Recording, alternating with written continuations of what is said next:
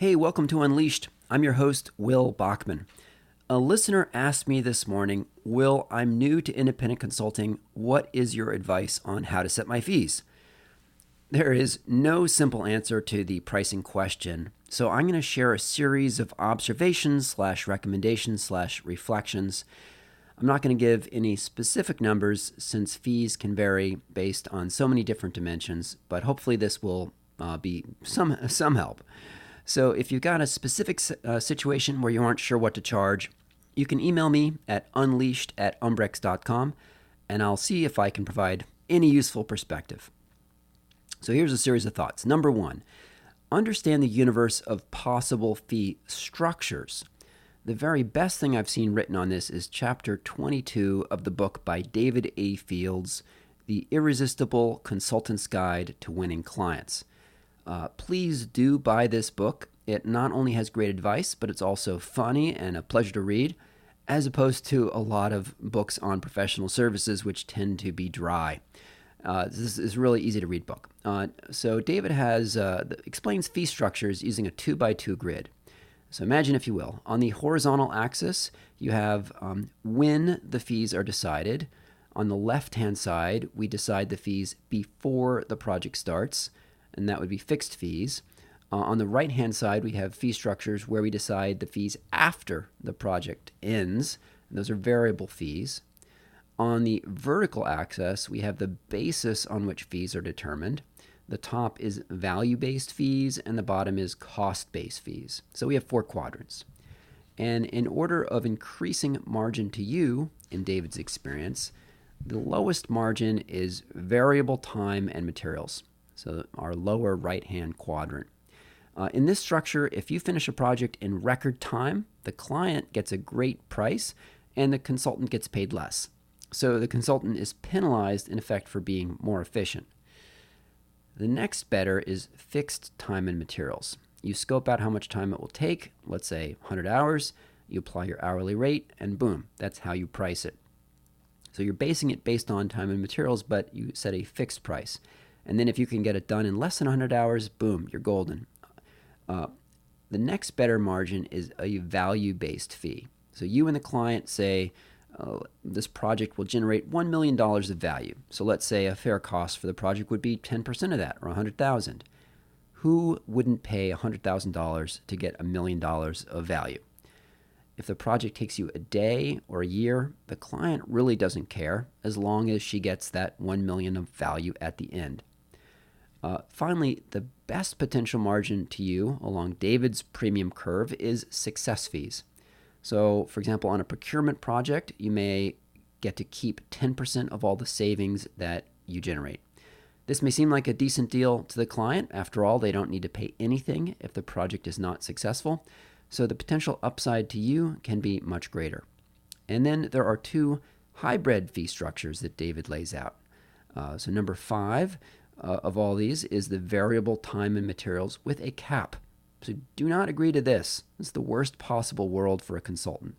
You accept all the downside risk if it takes longer than planned, but you give up all the upside. So if you're more efficient than you expect, you just get paid less.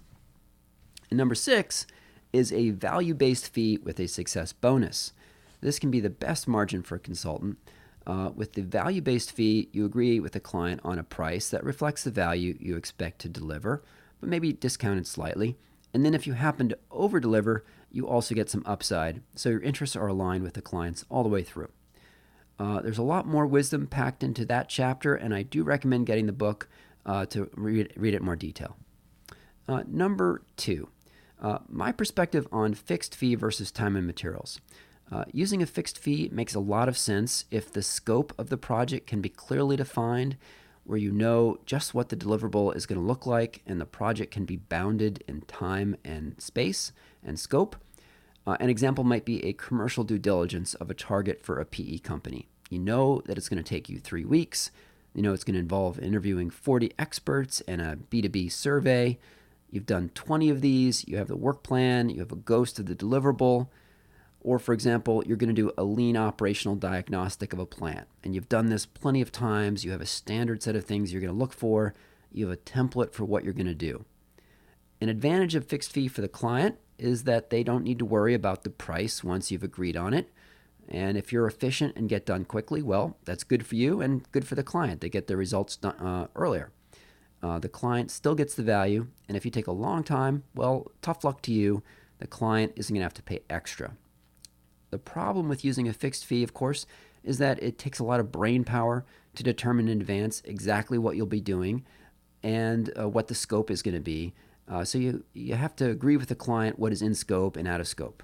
And often in life, something unexpected comes up, needs change, or problems get discovered, change of direction. The client may ask you to change course and work on something else.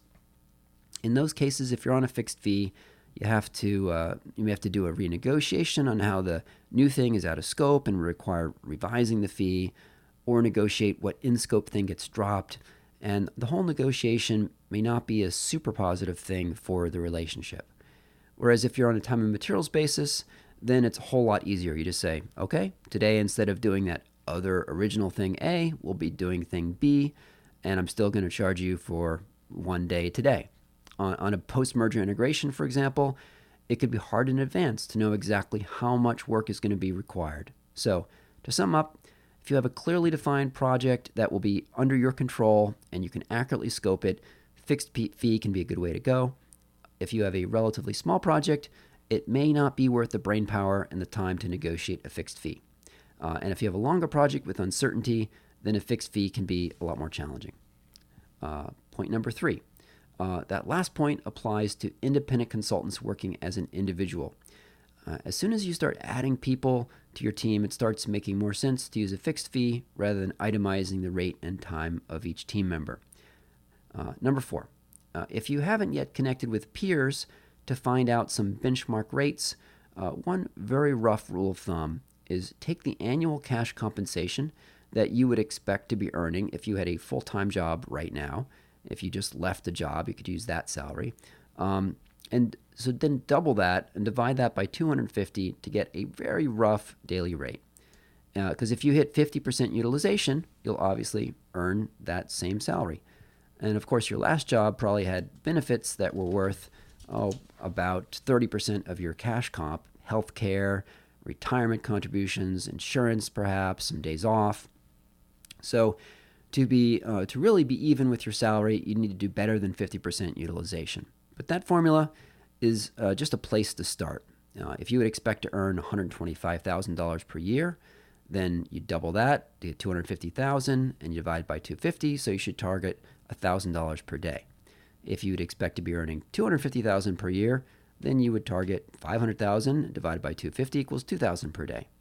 And if you aren't sure what would be a typical annual salary for someone with your experience, check out the annual survey report produced by the executive search firm Charles Harris. They produce a report that shows average salaries for former consultants. And just Google Charles Harris salary survey. Number 5, if you are going to do time and materials, should you do an hourly, daily, weekly, or monthly rate? I tend not to like hourly rates. For one thing, it's a hassle to track all the hours. Hourly rates can be okay if it is a truly light touch project where you're only going to do a couple hours per week. But otherwise, I don't really want to track things on an hourly basis. We're not an assembly line where 2 times the hours equals 2 times the production. I've seen some people estimate that the average office worker only does about 3 hours of work in a typical 8-hour day. And for me, that might be an overestimate. I spend a lot of time just answering emails and doing routine administrative stuff. And I'm lucky if I have maybe 90 minutes per day or even 1 hour per day when I do work that actually creates value.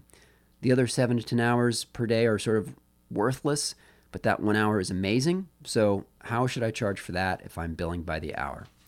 I get some of my best ideas in the shower or when I'm out for a run. So should I charge for that time? Daily rates are what I see most frequently for independent consultants. If you're going to be working on site, then with daily rates, one thing to do up front is to set some mutual expectations on what a daily rate means in terms of time commitment. Does a client expect you're going to be there till 11 p.m. or midnight and 6 in the morning, or is it more of a regular kind of corporate type schedule of 8 or 9 or 10 hours, and maybe occasionally an 11-hour day when you're cranking before some progress review. So just sort of what's the expectation. Sometimes I'll see a project structured as a weekly rate. You see this most often when you have a team, not an individual, and where there's some uncertainty in the scope and the client wants the flexibility to be able to just add a week or two at the end, or maybe wrap it up a week early. Sometimes a client will ask for a monthly rate. If you're going to be working basically full-time on a project, you can estimate the monthly rate by multiplying the daily rate by about 21 workdays in a month. I usually would suggest that you still invoice it on a daily rate basis, though, to account for some months you might have some vacation days, take some personal days off, and maybe some other commitment, or the project ends in the middle of the month, or there's a federal holiday. So when a client asks for a monthly rate, I generally say, sure, it'll be roughly Y, where Y equals 21 times a daily rate, and we will invoice you for the actual days worked at the following daily rate. So number 6, better than the above thumb rule is, in terms of dividing by your expected annual salary, is find out the market rates for someone like you. Get to know some other consultants who do similar work to you and ask them what they charge. You don't have to necessarily follow their lead, but you want to know what clients are paying for someone who has a similar background to you and does similar types of work. Of course, your mileage may vary. Individual different people have different rates because they have different BATNAs, or best alternative to a negotiated agreement. So two people with identical skills might have a very good reason for charging different rates if one of them has been an independent consultant for a while and has a steady flow of work with clients that are coming back, repeat clients. So that person has the right to charge more and the ability to. So number 7, if you're using a time and material structure, you may decide to vary your rate based on a number of factors. I've seen people vary their fees based on location. Do you need to be on site 4 days a week? Only a couple of overnight trips? Or can you work remotely the whole time? Different people put a different value on travel. Duration. Some people will discount for a longer project to lock in a higher utilization. Intensity. Are you expected to work a normal, human schedule of 8 hours or 10 hours a day? Or is this some crazy sprint that's going to require you to stay up till midnight every night? Days per week. Some people are happy to do 3 days per week because they have some side project, and some people really want to bill 5 days a week, so they would charge a premium if the project is only 3 days a week. Who sourced it? Some people will discount their rates if they're going to be a subcontractor to another consultant, or if it came through an intermediary, versus the rate they would charge clients when they own the direct relationship. Learning. Some consultants will discount from their standard rate if they believe the project will be an excellent learning opportunity, and I do that myself. Fun. Some consultants will discount from their standard rate if the project will be particularly fun, maybe working with really great people, or maybe you get to watch 747 cargo planes being loaded, or you'll be delivering training workshops in the Bahamas. So think about fun. All right, number 8, budget. David's pricing tip number 1 is find out what the budget is up front. And I definitely agree with that. If possible, when you have your initial context discussion, ask what is the budget, because then you can shape your proposal to fix that budget. Number 9, make it easy to say yes to you. Sometimes that means break the project into smaller pieces and reduce the risk to the client by letting them get to know you with a smaller piece. So if the project budget is $50,000, but you were thinking that you would need to charge $100,000 to do everything, then you might want to divide the project into phases. Phase 1 for $25,000 and phase 2 for $75,000. Then the client gets done a piece of what they want, of what they need to get done within their budget, and if they like you and they want to get the rest of it done, they can. Number 10, consider setting your fees to manage your utilization. I started as an independent consultant 11 years ago and didn't really know what to charge, and I started mostly as a price taker. My goal then was to get a series of projects under my belt to show future clients that I was credible as an independent consultant and be able to talk about the projects I had done. I also figured that when I was working, I'd be learning and gaining experience, so the higher my utilization, the more I'd learn. I may have been underpricing my own services, but for a run of nearly a decade, my utilization was over 90%. Most consultants that I know are more in the 50% range or in the 70 to 80% at the high end. So I think I was probably a bit of an outlier. And by keeping my own fees at the lower end of the scale, I was able to get a lot of repeat business, and clients learned that when they reached out to me, I often was not available. So that allowed me to patiently raise my own rates by about 15% every year. And that meant that over a decade, I was able to triple my initial daily rate. Number 11, for a very short project, such as leading a one-day workshop or a training session, definitely consider the value-based pricing. Most people will charge more than their typical daily rate to lead a one-day workshop. Number 12, don't be embarrassed to charge a fair, reasonable market rate. Maybe it seems like a lot of money. Maybe it feels like your time can't possibly be worth that much. A couple reasons to raise your fees.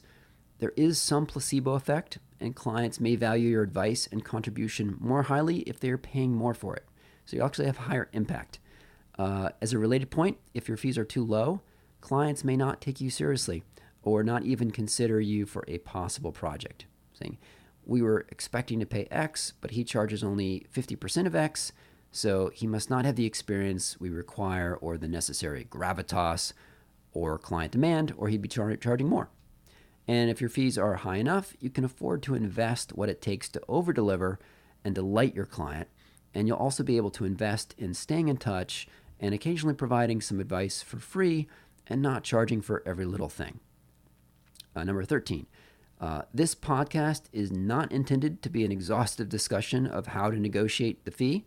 The negotiation part definitely needs a separate episode at a minimum, but here are a couple thoughts. If the client pushes back and asks you to lower your daily rate, ask if you could work together to achieve the objectives by narrowing the scope or reducing your time commitment. Perhaps you can carve off a piece to be done internally by the client, so it will take you fewer days. Or perhaps you could do 4 days a week instead of 5. That saves 20% off the top right there. And in many situations, the client can't actually absorb 5 days of consultant support per week. They still have a business to run, and their employees still have work to do. So that gives you 1 day per week for business development or to go serve other clients. And 14, last point. So my motivation, in other words, so my own ability to deliver value to my clients is not linear, but it has a strongly discontinuous.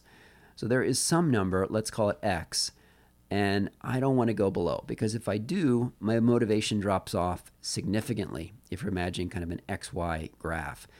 I might reluctantly accept a project below X, but a couple weeks in, something else better comes along, and I'm kicking myself. Why did I agree to this? It's below my normal rate. What a crummy project.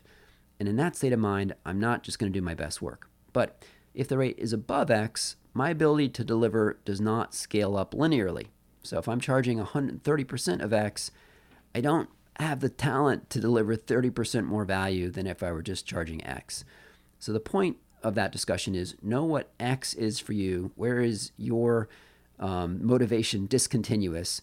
And that might change over time. And if you can charge more than X, that's fantastic. There's nothing wrong with that. But don't agree to take on a project when you're charging less than X. It just doesn't work out well for you or for your client. That's a long answer to a short question. And to the listener who reached out, sorry, I still haven't given you a firm number, but I hope these observations will help you on your pricing journey. So thanks for listening to this episode of Unleashed. If you've got a question, you can email me at unleashed@umbrex.com. And if you visit our show's website at askunleashed.com, you can download transcripts of past episodes and sign up for my weekly email I'll send out to you, which includes summaries of each episode and some bonus features. And if you like this show and you want to give it a 5-star review on iTunes, that would be awesome. And it helps other people become aware of the show. And if you don't want to give it 5 stars, then really just don't bother. Just send me your feedback by email. Hey, thanks for listening.